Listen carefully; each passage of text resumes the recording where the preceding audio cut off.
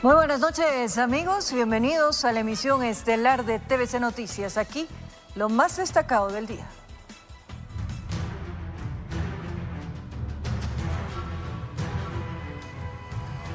En la avenida Rumichaca-Ñan, sur de Quito, una mujer que caminaba por el sector fue interceptada por sujetos a bordo de una motocicleta que intentaron asaltarla. Sin embargo, sus acompañantes que la esperaban en la esquina reaccionaron de inmediato. La defendieron, lograron retener a uno de los delincuentes y le propinaron una paliza antes de que llegara la policía. ¡Eso, dale, mami, dale! Con patadas, palos y fuertes golpes fue como reaccionaron varios moradores y el hijo de una mujer que había salido a comprar y fue interceptada por delincuentes armados que intentaron asaltarla. ¿Y si le disparamos a mi mamá?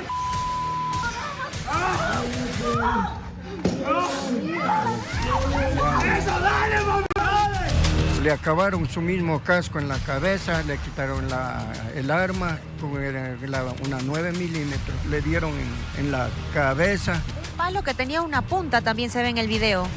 Exactamente, esos fueron los palos que le acabaron en el cuerpo del delincuente. Tenían ganas de matarle, pero sinceramente de quitarle la vida. La mujer no estaba sola, estaba acompañada por personas que la esperaban en la esquina, quienes lograron detener a uno de los antisociales. El hijo se cruza al otro lado y ella se queda comprando. Viéndola sola, le apuntan con el arma y le disparan exigiéndole que le entregue sus bienes. Ella pide ayuda, pasa el hijo y le dispara.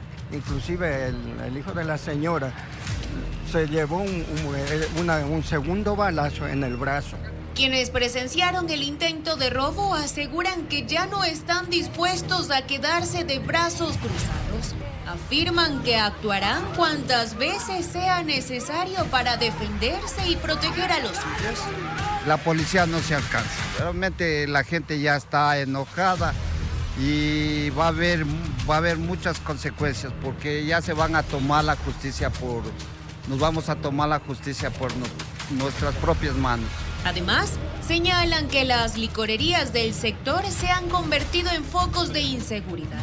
Nosotros lo que pedimos es que se vea qué hacer con esta licorería, porque aquí vienen las motos, se ponen a tomar los borrachos, los insultos. Entonces, esto desde esa temporada que vino la licorería acá, se ha dado todo ese problema.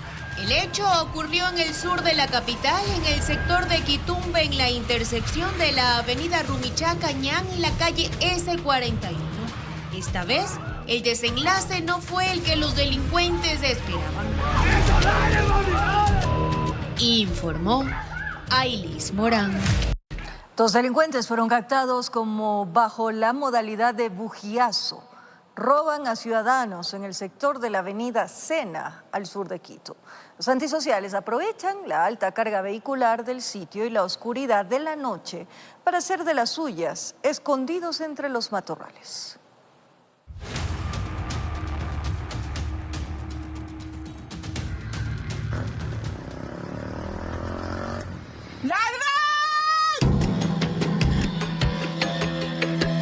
En las mañanas el panorama es como si se tratase de un campo de guerra, como si fueran soldados caídos en combate y hacen los pequeños vidrios a un costado de la vía, como los únicos testigos de lo que noche a noche ocurren en las intersecciones de la avenida Sena, Cumandá y Velasco Ibarra en el centro de Quito.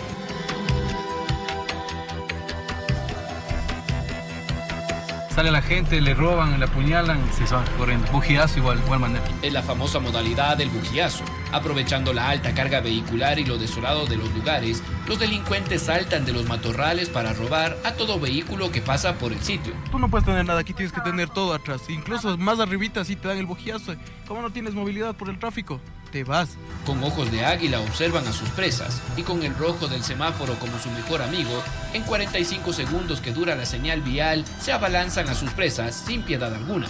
Uno tiene que ser lo más sencillo en las cosas y pedir a Dios. En la noche, ahí cuando es tráfico, o sea, a cualquier hora están En semáforos más de así. No hay láminas de seguridad ni pitos que los detengan. Y si notan la presencia policial, se mudan a otro lugar para seguir haciendo de las suyas. Hace exactamente una semana se logró detener el tema por este famoso bujiazo en el sector de San Roque, pero al ver presencia policial ahí, a ver operativos, a ver que hay control permanente de Policía Nacional, el delito migra a otro sitio a donde que la primera oportunidad tratan de delinquir. Salen de ahí, salen acá, día de noche, entonces es el peligro que estamos viviendo todo este sector. Nuevas estrategias y refuerzos policiales están destinados para combatir este mal. Ahora la comunidad y los uniformados también piden la ayuda de las autoridades municipales para evitar que los espacios públicos se vuelvan guarida de los delincuentes. ¡Ladrón! Informó Mauricio Sánchez. Una mujer fue captada robando bajo la modalidad de descuidero en un restaurante en el centro de Quito. En el video se observa cómo la mujer aprovecha el descuido de su víctima para llevarse una mochila.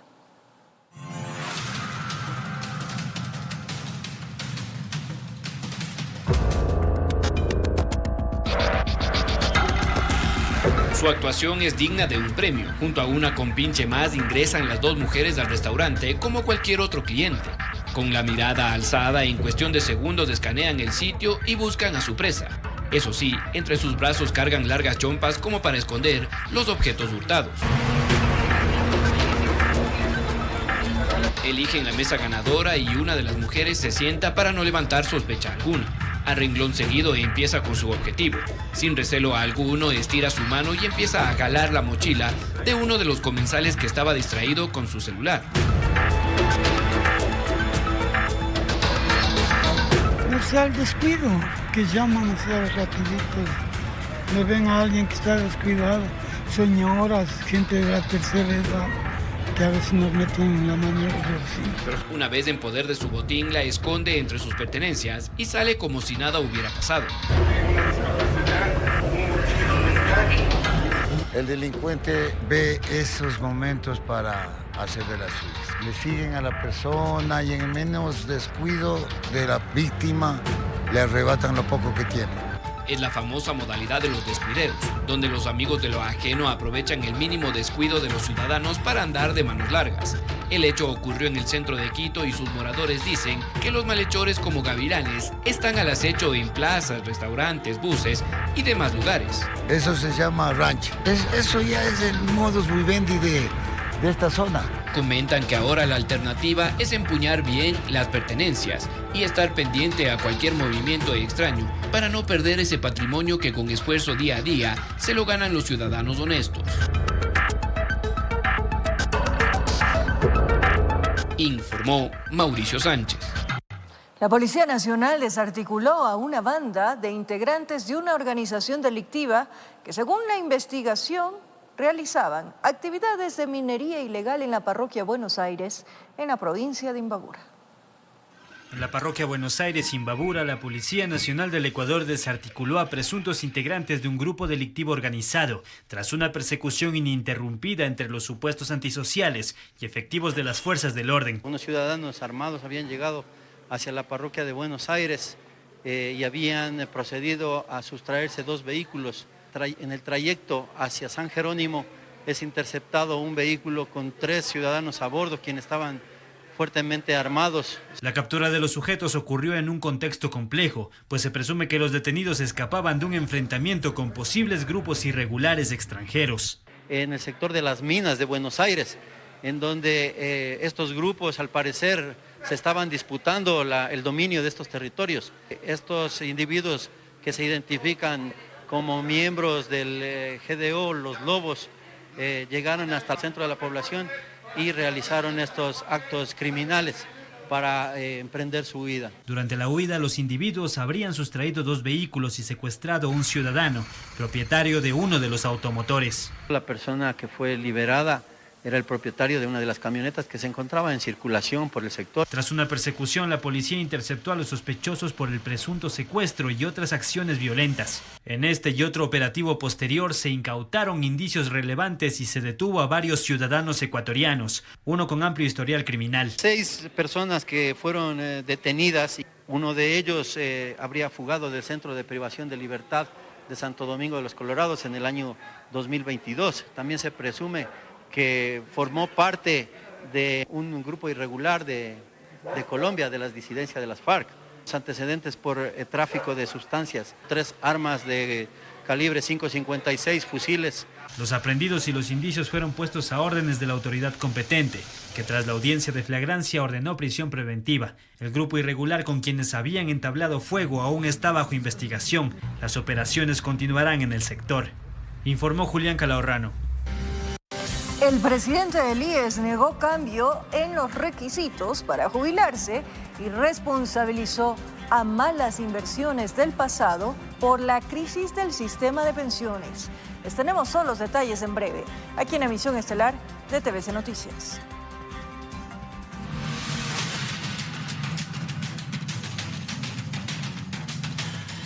Utilizando un taxi amarillo, sujetos armados persiguieron a un ciudadano hasta acabar con su vida con una descarga de balas. El hecho violento ocurrió en la ciudadela Marta de Roldós, al norte de Guayaquil. Cámaras de seguridad permitieron captar el crimen segundos después de que los ocupantes de este auto gris llegaran hasta su domicilio. Un taxi amarillo se les cruzó por delante, se bajaron 4 sujetos armados y dispararon en contra del conductor del vehículo que ya estaba parqueado. Una mujer y un joven que acompañaban a la víctima se salvaron apenas por un segundo. Ellos ya se estaban bajando del vehículo gris cuando llegaron los asesinos y abrieron fuego. Todos ellos empiezan a dispararle en contra de la humanidad del ciudadano que se encontraba en el interior del vehículo. Aproximadamente se han encontrado 25 cartuchos percutidos ahí en el sector. Luego de cometer el crimen, los pistoleros no pudieron utilizar el mismo taxi y prefirieron alejarse a pie, intentando esconderse entre los callejones de la zona. Parece que el taxi se les traba la caja, no sé qué pasó, o el momento de disparar, se asustan y ellos salen en precipitada carrera. Este suceso se registró alrededor de las 7 de la mañana de este miércoles 30 de julio en la ciudadela Marta de Roldós hacia la zona del Mirador de Mapasingue Este. La policía asegura que familiares del occiso no quisieron aportar con mayor información del suceso, pero tras investigar el pasado de la víctima, se pudo conocer que ya mantenía historial. El ciudadano ha tenido 3 antecedentes penales anteriormente. Además, el taxi utilizado para el traslado de los criminales no está reportado como robado. Mediante la placa se logró tomar contacto con quien figura como propietario de este transporte de alquiler. Bueno, él indica que él le ha vendido a un primo, entonces, pero el primo tampoco, no se tiene conocimiento de nada, o sea, no hay ningún reporte de robo de ese vehículo. Informó José Morales. 3 presuntos robacarros fueron detenidos en el sector de Carcelén, norte de Quito. Los sujetos estaban en poder de un vehículo que fue robado horas antes en el sur de la urbe. Tras una persecución ininterrumpida, los uniformados allanaron un parqueadero donde aparentemente desmantelaban los automotores. Venían fregándose las manos de la fructífera jornada delictiva que habían tenido. Robaron un vehículo en el sector de Quitumbe, en el sur de Quito, y se habían trasladado hacia el norte de la urbe para despistar a las autoridades. Los vehículos habían sido robados en horas de la noche en el sector del sur, en el sector de Quitumbe. Se habría procedido a dar la alerta por el ECU 911. Por ese motivo nos encontrábamos realizando el patrullaje necesario en el sector de la Josefina, debido a que en días anteriores ya habíamos tenido la recuperación de otros 2 vehículos tipo camioneta, de igual manera que se encontraban estacionados en unos parqueaderos clandestinos. Los controles policiales ya los tenían en la mira. Observaron un vehículo de similares características e intentaron abordarlos. Por lo que al verlos en actitud inusual se procede a detener la marcha y salen en precipitada carrera, por lo que se procede asimismo a una persecución interrumpida. En su huida, la mujer que los acompañaba cayó al piso y fue atrapada de inmediato. En poder de la señorita se le encuentra un arma tipo de fuego calibre 32, tipo revólver. Los otros individuos intentaron esconderse en un inmueble, pero la acción policial allanó la casa y les dejó sin opción a fuga. Dando en un domicilio que se encontraban escondidos en la parte posterior de un patio, los dos ciudadanos se encuentran hoy aprendidos de nacionalidad venezolana y dominicana. Se trataría de presuntos robacarros, quienes según las autoridades intentaban esconder el vehículo robado en un parqueadero para su posterior desmantelamiento. Al parecer estaban en búsqueda de un garage o una mecánica clandestina para lo que es el desvinculaje de los carros, sacar los autopartes de los mismos. De los detenidos indicaron desde la institución del orden, 2 serían de nacionalidad extranjera y se investiga si pertenecerían a algún GDO o estructura criminal, informó Mauricio Sánchez. Más adelante, empresa encargada de proveer de material para la matriculación vehicular desmiente acusaciones en su contra por supuesta falsificación y uso de documentos falsos. Los detalles en breve. Un menor de edad de 15 años fue aislado por portar un revólver entre sus cuadernos y libros en un colegio del sur del puerto principal. La Policía Nacional investiga el hecho.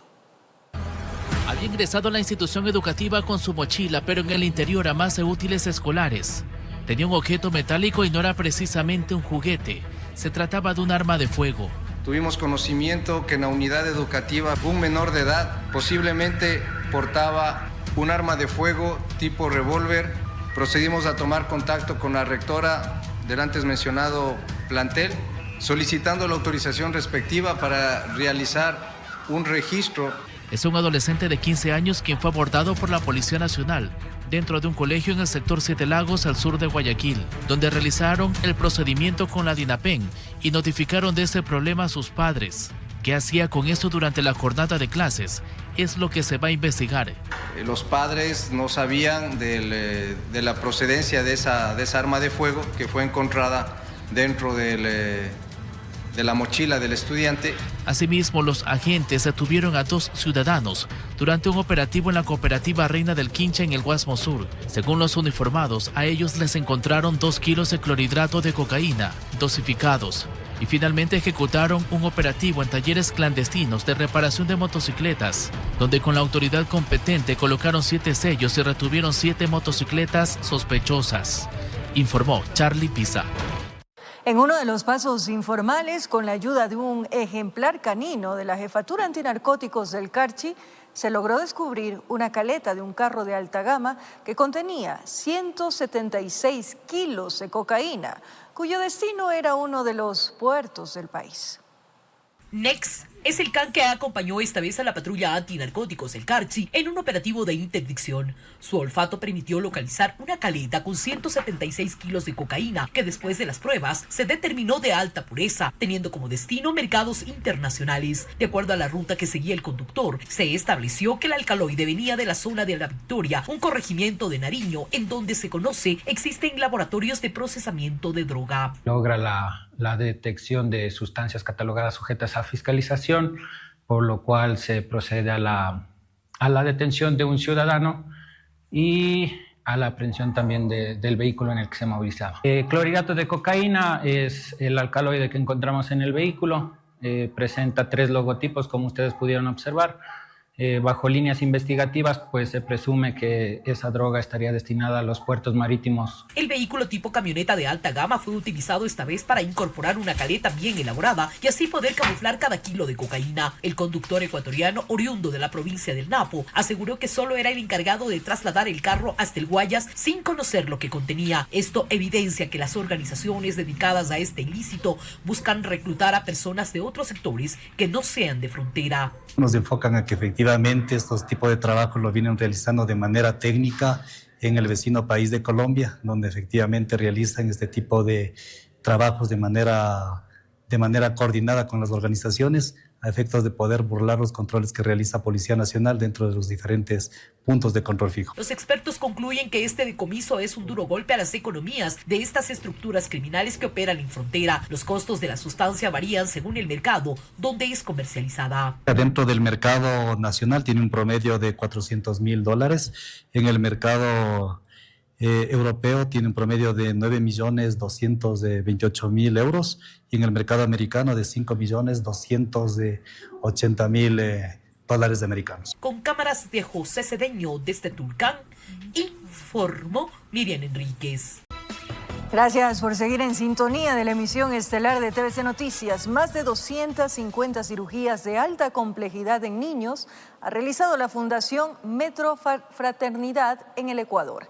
Actualmente están recibiendo nuevos casos de familias que sean de escasos recursos, en donde los menores de edad requieran una intervención quirúrgica, pero también hacen una invitación a los donantes para recaudar fondos y salvar más vidas.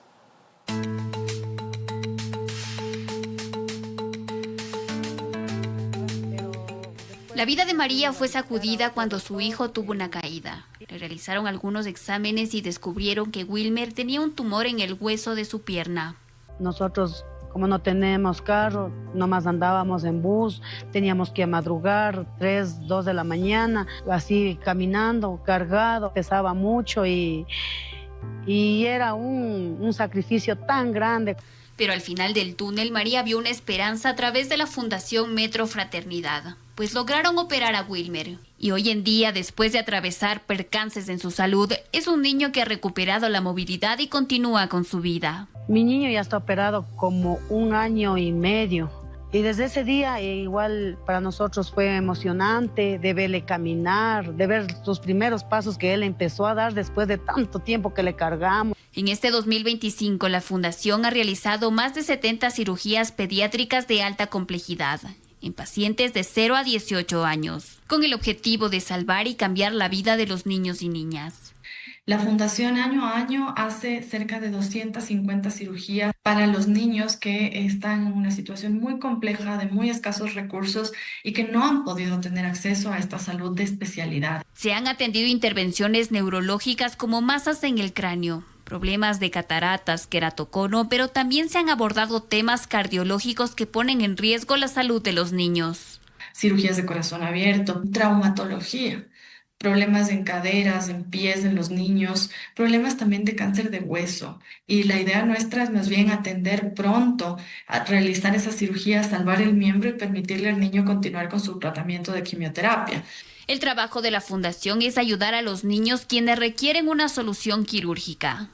Hoy están recibiendo nuevos casos que necesiten apoyo, acompañamiento e intervención. Pero además hacen un llamado a los donantes para llegar a más beneficiarios. Normalmente nos sucede que hasta el 75% de cada cirugía la podemos manejar desde la Fundación con nuestros aliados, con este llamado a nuestros aliados. Buscamos que más donantes se sumen a la fórmula y completen ese 25% para salvar vidas. Para que historias como la de Wilber y María puedan replicarse en el país. Mi hijo hoy puede caminar, puede pedalear una bicicleta, sin temor alguno, puede jugar una pelota y él es puesto en una prótesis por dentro. Informó Solange Mateu. El presidente del IES negó cambios en requisitos para jubilarse y responsabilizó a malas inversiones del pasado por la crisis del sistema de pensiones. Para ello se desarrollan mesas de trabajo donde se analizan posibles reformas. El Instituto Ecuatoriano de Seguridad Social, IES, no incrementará ni la edad de jubilación ni el porcentaje del aporte de los afiliados. Así lo aseguró Edgar Lama, presidente del Consejo Directivo de la entidad. Durante una intervención pública, Lama señaló que actualmente existen mesas de trabajo para analizar posibles reformas al sistema de pensiones, pero que los cambios no afectarán los derechos adquiridos de los afiliados. Se está trabajando duramente en las mesas técnicas para generar y tener un consenso con la ciudadanía, con los actores relevantes respecto a cuáles son las medidas que más convienen. Pero pueden tener una tranquilidad.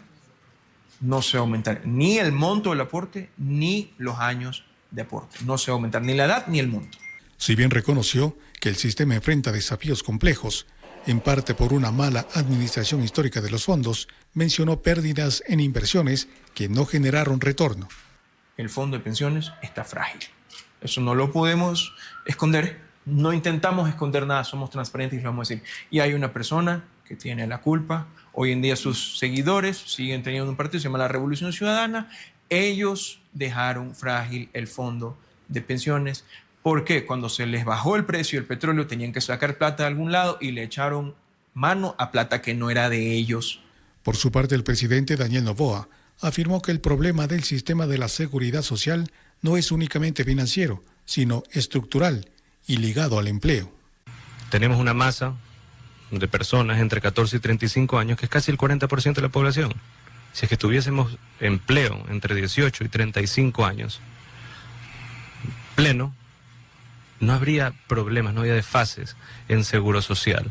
Solo el 5.5% de la población está en edad de pensiones. Y en cambio tenemos una masa gigantesca, joven, que puede trabajar. Debemos de tomar acciones para generar empleo, para fomentar empleo. El sistema de la seguridad social en el país ha sido objeto de creciente debate por su sostenibilidad financiera. De allí que se hace necesaria una reforma estructural que combine una mejor administración de los recursos del IES y políticas efectivas de generación de empleo formal, informó Miguel Ángel Bedoya.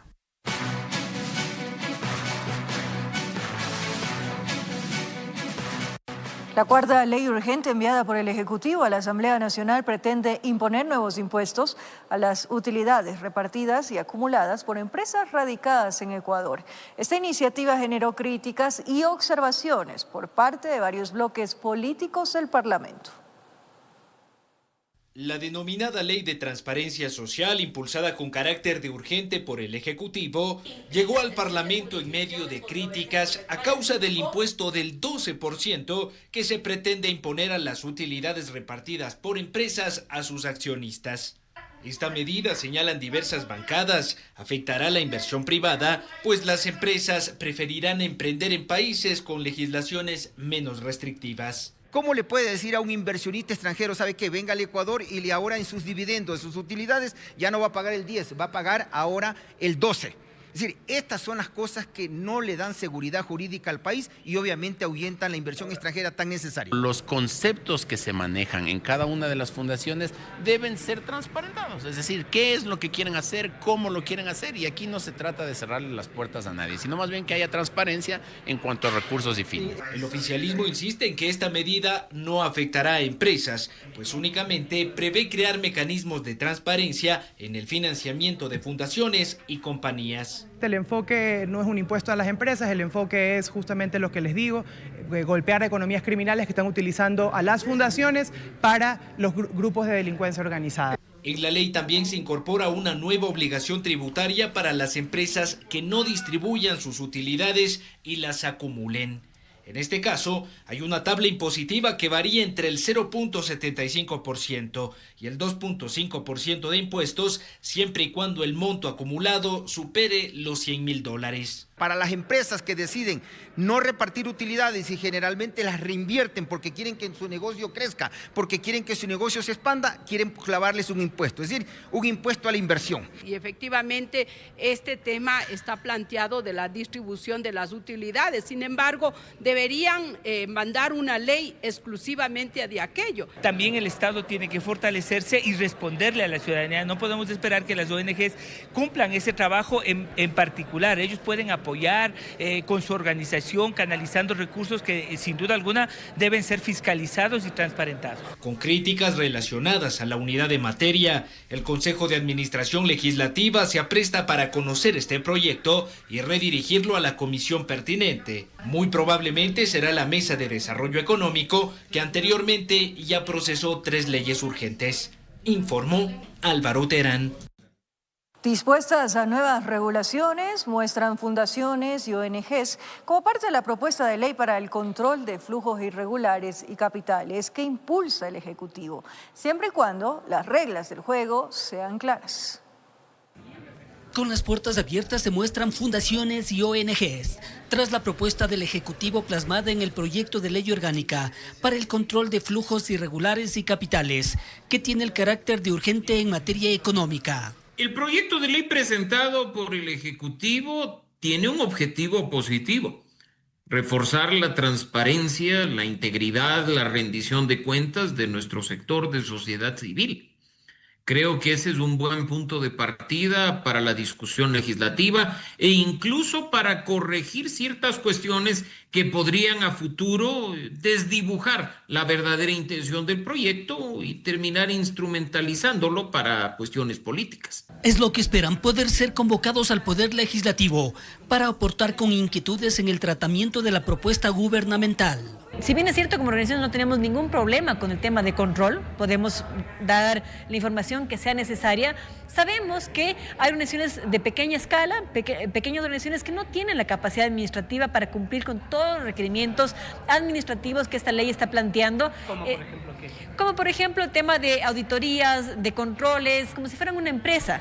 A nivel nacional se calcula que existen 75.000 organizaciones sociales, hacia donde se pretende cambiar las reglas del juego. Un aproximado de un 20, un 25% de estas organizaciones son inactivas y no desde hace un año o dos, desde hace mucho tiempo. Hay organizaciones que se juntan por ciertas circunstancias, una depuración en el sentido de saber cuáles están activas y cuáles no sería un problema. Sin embargo, las organizaciones siempre rendimos cuenta de un ministerio, entonces los respectivos ministerios deberían tener eso como una de sus funciones.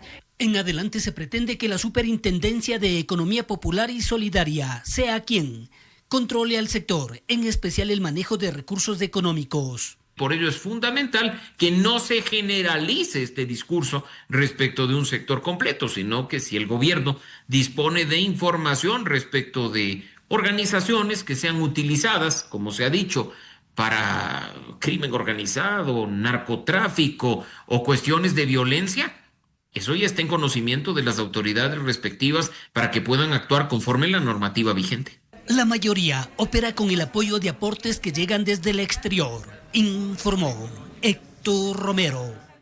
La bancada de la Revolución Ciudadana presentó una solicitud de juicio político en contra de la ministra de Energía y Minas, Inés Manzano, acusada de un presunto incumplimiento de funciones derivado de los fallidos contratos eléctricos suscritos entre SELEC y Progen. El correísmo sustenta este pedido de fiscalización sobre la base del informe levantado por la Contraloría, que habla de un perjuicio superior a los $100 millones para el Estado por el incumplimiento del contrato de provisión eléctrica por parte de la empresa. Es un caso que ha llevado al escándalo todo el sector energético y que no puede ser o seguir blindado por la Asamblea Nacional. Esperaremos pronto la calificación de manera inmediata por parte del Consejo de Administración Legislativa, así como el tratamiento rápido, eficiente y transparente que lo debe realizar la Comisión de Fiscalización y Control Político. Estas contrataciones fraudulentas han costado al Estado ecuatoriano más de $150 millones. La Comisión de Fiscalización de la Asamblea Nacional aprobó la solicitud de prórroga para la presentación del informe motivado del juicio político en contra de la vocal del Consejo de la Judicatura, Solanda Goyes. El pedido será enviado al presidente de la legislatura, Nils Olsen, para que otorgue 5 días adicionales a esta mesa legislativa a fin de evaluar las pruebas de la acusación en contra de la funcionaria. El proceso de interpelación fue solicitado por el asambleísta Fernando Jaramillo por un presunto incumplimiento de funciones.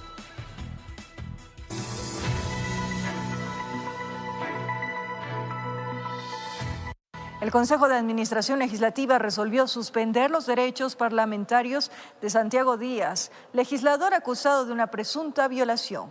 Con esta decisión se allana el camino para su futura destitución en la Asamblea Nacional.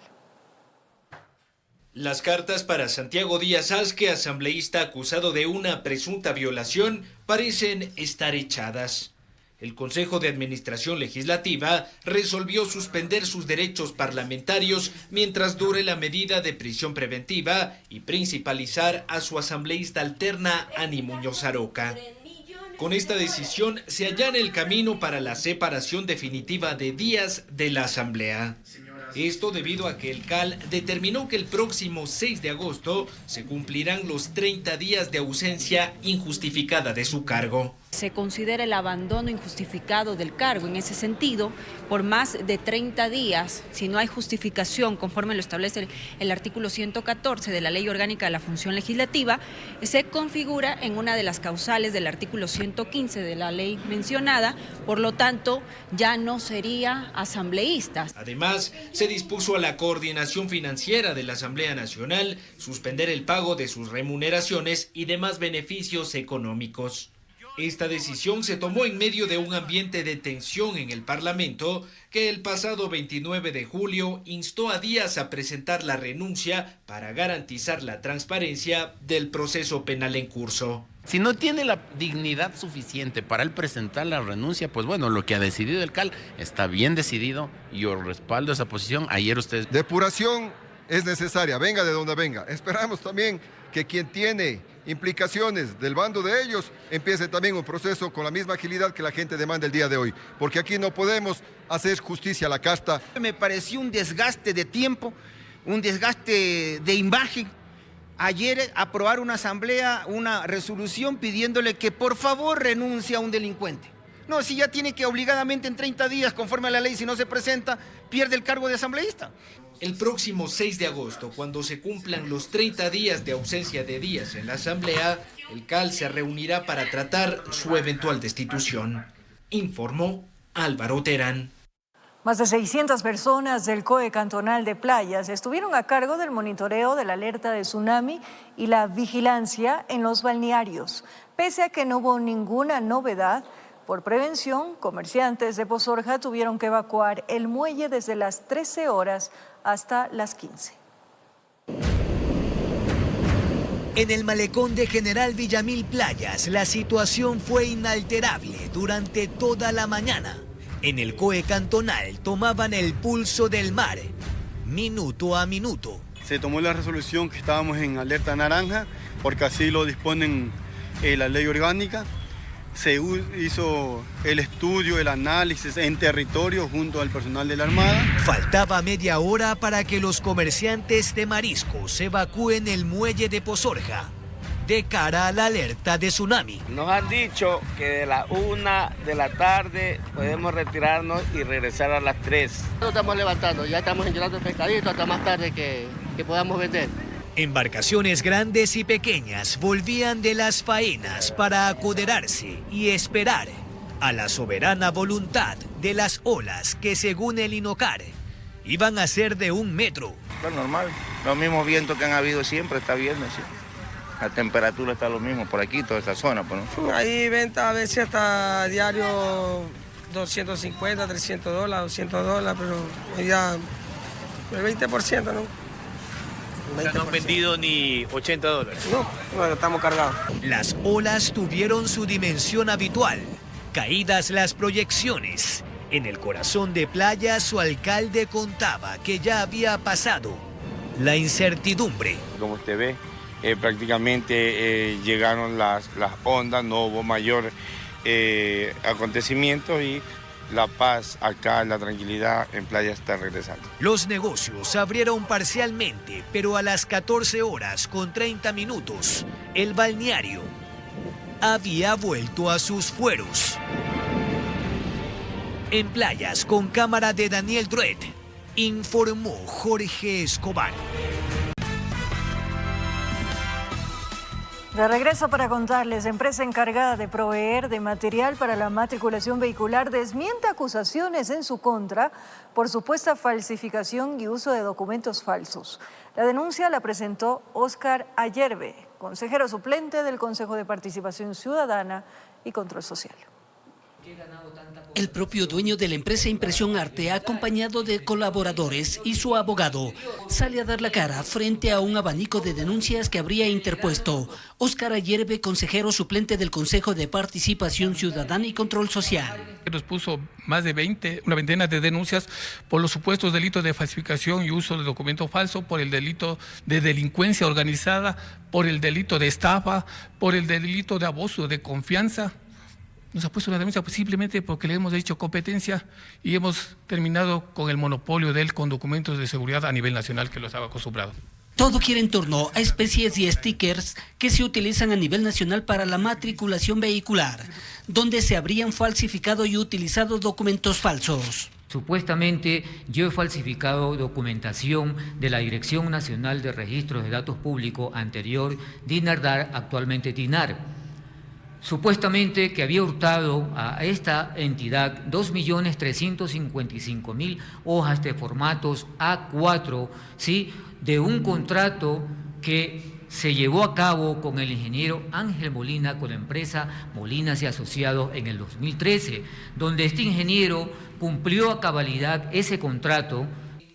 Responsabilizan a Ayerbe de valerse de su cargo en el Consejo de Participación para denunciar supuestas irregularidades, cuando lo de fondo sería el factor económico. El país solo compra esto por medio de compras públicas, por medio del CERCOP. ¿Qué son estos? Estos son los documentos que se imprimen cuando un vehículo hace la revisión técnica vehicular, vehículos o motos.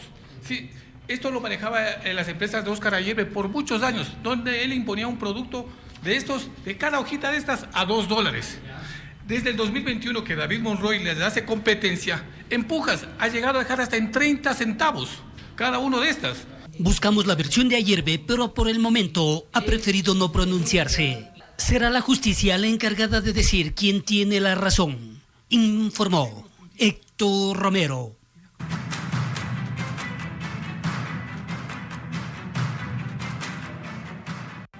Al finalizar la tercera etapa del rally La Vuelta al Ecuador se registró un accidente. El vehículo número 50 se salió de la vía y se impactó contra el público. El saldo lamentable dejó 2 fallecidos y 6 heridos, 2 de ellos graves. El hecho ocurrió en el tramo Aguaján-Miraflores, en la ciudad de Ambato.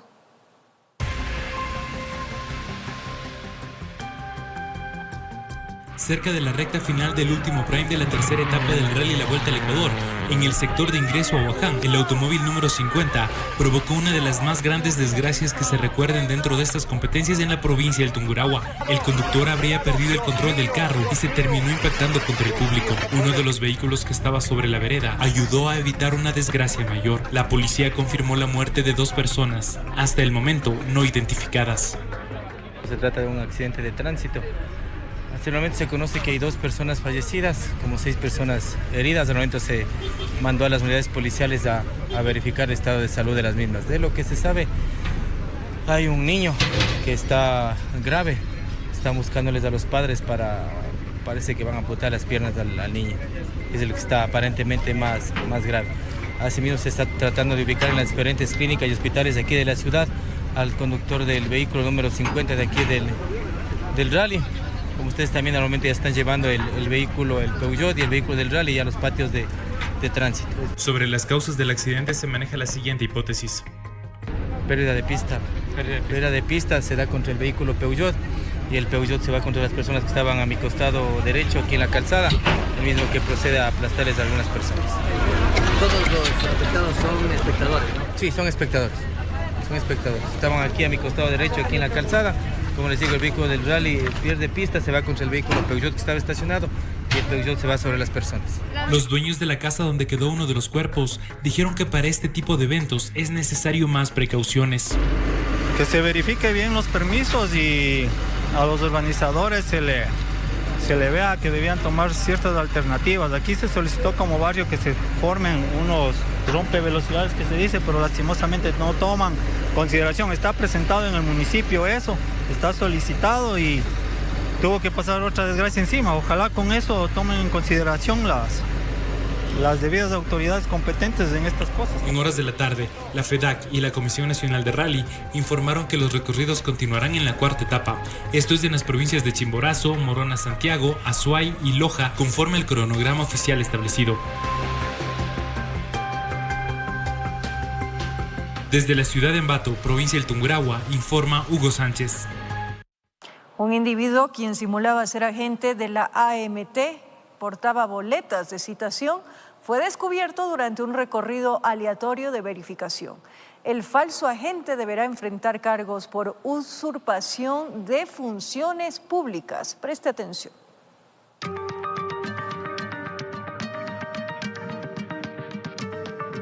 Un ex agente de tránsito, quien fue destituido de su cargo el pasado 19 de junio, fue detenido recientemente por hacerse pasar por funcionario activo de la Agencia Metropolitana de Tránsito y realizar operativos sin autorización. La irregularidad fue detectada por la coordinadora zonal de la AMT del centro de la capital. Al acercarse a verificar el procedimiento que estaba tomando, se percató que el señor no era un ex agente civil de tránsito, el cual fue destituido el 19 de junio del presente año y se encontraba simulando las acciones de un agente civil de tránsito. El hombre, al ser confrontado, no pudo justificar su presencia ni sus acciones, a pesar de portar uniforme, incluso boletas de citación. Este agente no tenía el chaleco con su código en la parte trasera. Adicionalmente, estaba con una actitud sospechosa. Por esa razón se acercó a la gente a verificar el procedimiento que estaba realizando y se percató que era el agente que ya fue destituido. La AMT recordó a la ciudadanía que ante cualquier duda sobre la legitimidad de un operativo de tránsito, se puede solicitar la orden de servicio correspondiente. Todos los operativos son planificados y tienen una orden de servicio. Las personas pueden solicitar al encargado del operativo que les dé el número de la orden de servicio y también se puede verificar esa información y corroborar a través del EQ 911, llamando y pidiendo personal de agentes civiles de tránsito para constatar si la orden de servicio es real. Pese a que la agencia de tránsito no puede imponer sanciones al individuo al no ser parte de la institución, el caso está en manos de la justicia. El detenido deberá enfrentar un proceso legal por el presunto delito de usurpación y simulación de funciones públicas, tipificado en el Código Orgánico Integral Penal, que contempla una pena privativa de libertad de entre 6 meses y 1 año. Informó Miguel Ángel Bedoya.